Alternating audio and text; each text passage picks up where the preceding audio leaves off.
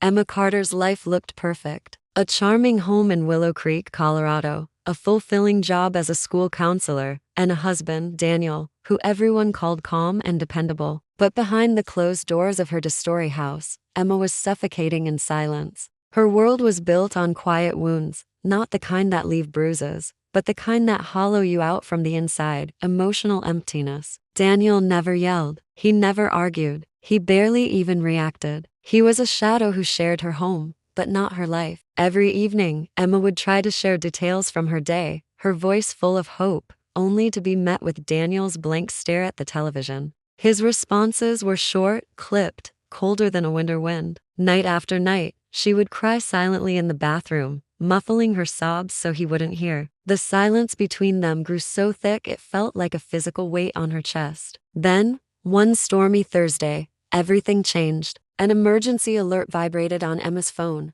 Missing girl 14-year-old Lily Anderson. Emma's blood ran cold. Lily was one of her students, a quiet, withdrawn girl who was desperate just to be noticed. Emma remembered seeing Lily's locker still open earlier that day, filled with unfinished drawings and a small, heartbreaking note. "No one listens." A whisper escaped Emma's lips. "I should have listened harder." In that moment, something inside her cracked open. Something bold, something awake. When Emma finally got home that night, she started seeing things she had previously ignored. Daniel's boots were caked in thick, dark mud, as if he'd been trekking through the woods. The sleeve of his jacket was torn. He wouldn't meet her eyes when she asked where he'd been. "Just needed some air," he said, his voice completely flat. Later, while he was in the shower, Emma's hands trembled as she made a decision that terrified her. She walked outside to his truck. There on the floor mat, half hidden under a water bottle, she found it. A small blue charm bracelet. Her stomach plummeted. It was Lily's. Emma had seen her wear it every single day at school. A cold,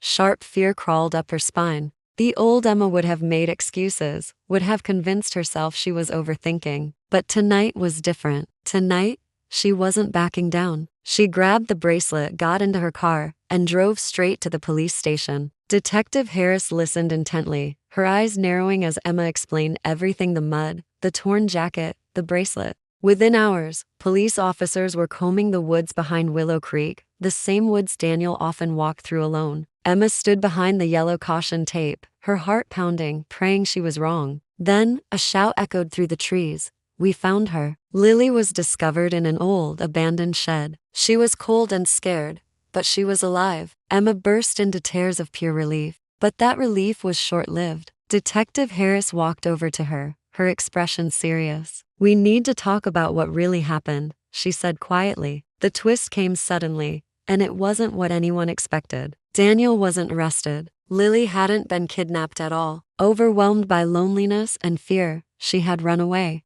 It turned out, Daniel had seen her sitting by the park earlier that night. He was emotionally distant, not just from Emma, but from everyone. Lily had trusted him precisely because he was quiet and non-threatening, someone who wouldn't overwhelm her with questions. He tried to convince her to go home, but she panicked and ran, leaving her bracelet behind in his truck. When Emma asked why he didn't say anything, his answer shattered her. "I didn't think you cared about anything I did anymore." Those words hit her not with anger, but with a devastating clarity. Their marriage wasn't broken by rage or betrayal. It had slowly disintegrated from an emptiness that neither of them knew how to fill. The next morning, Emma packed her bags. For the first time, Daniel didn't just stand there silently. His eyes were tired, and they held years of buried emotion. "I hope you find what you've been missing," he whispered. Emma moved into a small apartment near the school and began to rebuild her life, piece by piece. She visited Lily often, helping her heal. And in those quiet conversations, Emma learned something powerful about herself. Sometimes the bravest thing you can do is not to fight louder, but to walk away from the silence and finally choose a life where you can hear your own voice. Thanks for watching. If this story moved you,